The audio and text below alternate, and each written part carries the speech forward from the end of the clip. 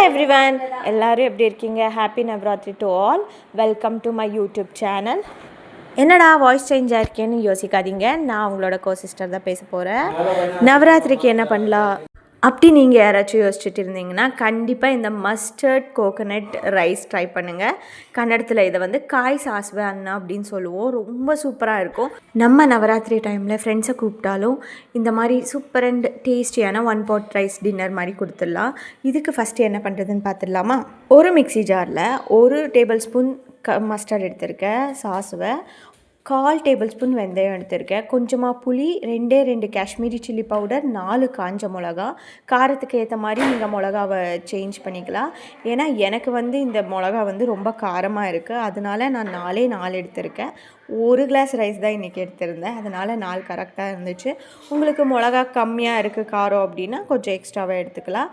கொஞ்சமாக ஜீரகம், வெல்லம், கருவேப்பிலை இவ்வளவும் ஆட் பண்ணி நல்லா நம்ம பவுடர் பண்ணி எடுத்துக்கலாம்.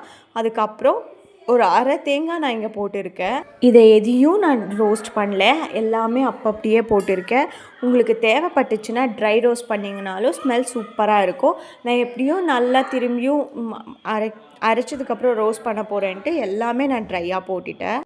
தேங்காய் போட்டதுக்கப்புறம் கொஞ்சமாக உப்பு வச்சு நல்லா நம்ம அரைச்சி எடுத்துக்கலாம். இது கொஞ்சம் கொரப்பாக அரைச்சி எடுத்துக்கணும். இந்த ரைஸ் வந்து நம்ம ஒரு 10 to 15 மினிட்ஸ்லேயே பண்ணிடலாம். ஸோ நம்ம பூஜை ஸ்டார்ட் பண்ணிவிட்டு நம்ம நெய்வேத்தியம் பண்ணணும் அப்படின்ட்டு யோசிச்சிங்கன்னா கூட பண்ணிடலாம். இல்லைனா டக்குன்னு ஈவினிங் டைமில் நெய்வேத்தியம் பண்ணுறதுக்கு எதுவுமே யோசிக்கலையே, ப்ரிப்பேர் பண்ணலையேன்னா இந்த ரைஸை பண்ணிடலாம். ரொம்ப ஈஸியான ரைஸு. நம்ம பேஸ்ட்டை அரைச்சி ரெடி பண்ணி வச்சுக்கிட்டு நெக்ஸ்ட்டு ஒரு கடாயில் கொஞ்சமாக ஆயில் போட்டுட்டு கடுகு, உளுந்தப்பருப்பு, ஜீரகம், கடலைப்பருப்பு, காஞ்ச மிளகா, வேர்க்கடலை, பெருங்காயம், கொஞ்சமாக கருவேப்பிலை எல்லாமே போட்டதுக்கப்புறம் அரைச்சி வச்சுருந்த பேஸ்ட்டையும் ஆட் பண்ணிவிட்டு நம்ம நல்லா வறுத்து எடுத்துக்கணும். இது எப்படின்னா ஆயில் பிரிஞ்சு வர வரைக்கும் வறுக்கணும்.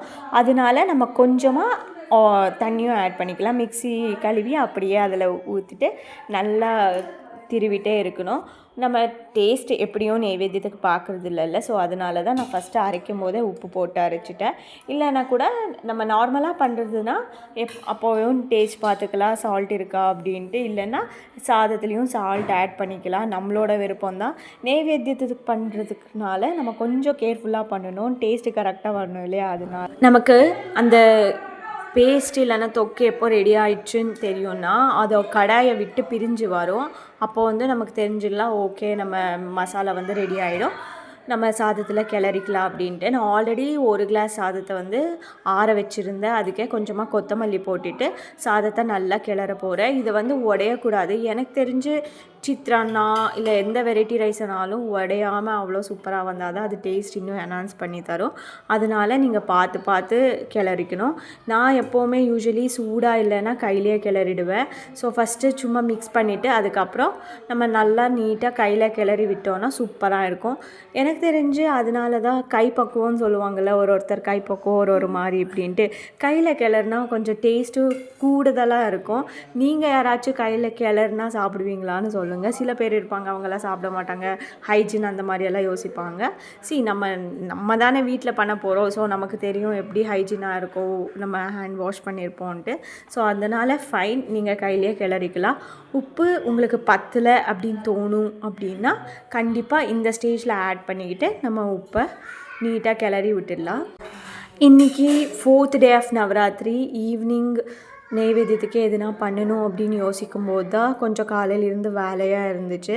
சரி நம்ம டக்குன்னு எதுனா பண்ணிடலாம், நைட் டின்னருக்கு கூட இதுவே வச்சுக்கலாம் அப்படின்னு யோசித்து முடிவு பண்ணிட்டு தான் 1 கிளாஸ் ரைஸை வச்சு காய் சாஸ்வே அண்ணா பண்ணேன். இது வந்து கர்நாடகாவில் நிறைய பேர் பண்ணுவாங்க. நீங்கள் யாராச்சும் ட்ரை பண்ணியிருந்தீங்கன்னா மறக்காமல் எனக்கு கமெண்ட்டில் சொல்லுங்கள்.